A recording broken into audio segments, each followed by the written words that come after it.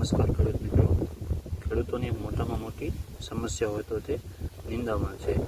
પાકની અંદર નિંદામણ વધુ પ્રમાણમાં થઈ ગયું હોય ત્યારે ખૂબ મુશ્કેલીનો સામનો કરવો પડે છે. તો આ લાંબા પાનનો જે ઘાસ છે તેને કંટ્રોલ કરવા માટે આ સદાવિરામ દવા આવે છે. ક્વિઝાલો મિથાઇલ 10% EC ફોર્મેશનની અંદર છે. હર્બિસાઇડ છે. એક ધર્માજ ક્રોપગાર્ડ લિમિટેડનું આ દવા છે, જે 15 લીટર પાણીની અંદર 20 થી 25 ml નાખી અને છંટકાવ કરવાનો હોય છે.